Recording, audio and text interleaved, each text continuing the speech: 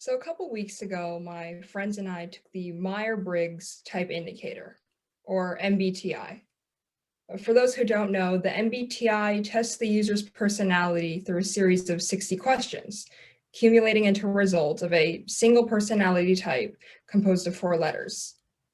These letters are representative of the dominant of 2 traits the person carries, including introversion versus extroversion, sensing versus intuition, thinking versus feeling, and judging versus perceiving.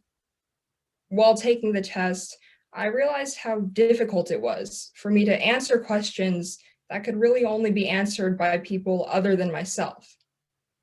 I recognized that how I saw myself and how others saw me likely varied. My friends and I received our results, and we shared them and discussed their accuracy. Upon discussion, my thoughts while taking the test were confirmed. How we perceived each other was greatly different from how we saw ourselves. These perceptions and their deviation from actuality varied, as some were extreme while others not, and some positive while others negative. Paul Brower of the Harvard Business Review gives several analogies for such a phenomenon. He likens it to photographers who often put filters over their photos in order to enhance certain features and diminish others. He also mentions people who only hear their name over an airport intercom amongst a sea of other names, a process known as selective listening. Like the features of the photo or the names over the intercom, we as people will see what we want to see in ourselves. This is why job interviews are conducted, as opposed to a standalone resume, and college admission officers take a wide variety of factors when considering a candidate for admission. This external evaluator rids of any confirmation bias or minimization and maximization of traits that the candidate may have described. Adam Grant of The Atlantic describes the most common traits that people tend to overestimate about themselves. He mentions intelligence and generosity, both traits regarded as highly valued and desirable.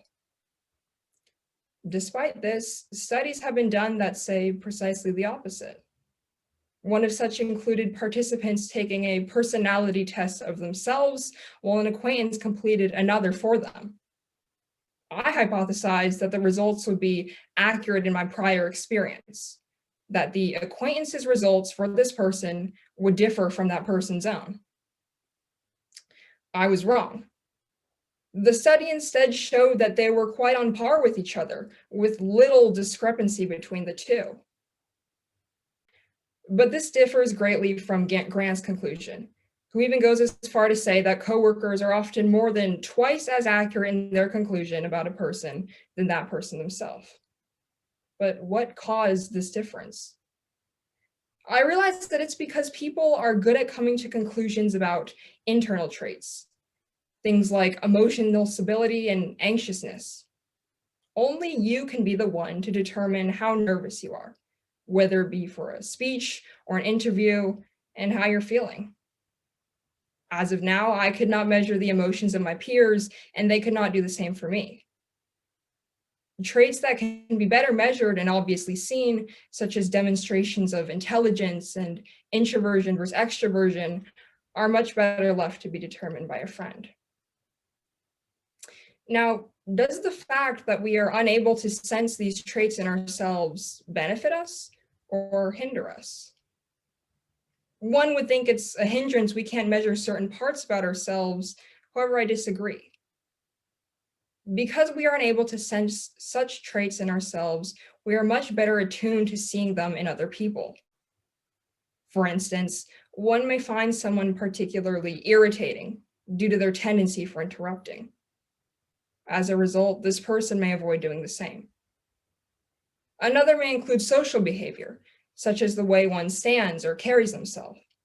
Seeing a personable, confident person likely inspires others to mirror their behavior, irrespective of those person's internal traits, which only they can know. There are other factors that may go into our ability or inability to recognize our personality traits. For example, people who were bullied when they were younger for things like weight and shyness may not recognize that they have changed since then. This causes them to have a perception of themselves that may be entirely different from what they're like now. Age is also one of the largest factors, but one of the most complicated, as it can help clarify understanding for one person and cloud it for another. It's well known that the younger someone is, the less they know about themselves. Younger people are more susceptible to change and influenced by external factors as opposed to the elderly. At the same time, older people will know more about themselves, but may have a continued inaccurate projection of themselves in their head, a projection created from the long past. In the end, self-evaluation is an important factor of life and change. Differentiating and recognizing self-perception versus external perception can give great insight into who we truly are and what makes us special.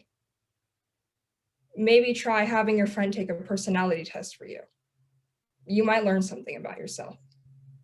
Thank you.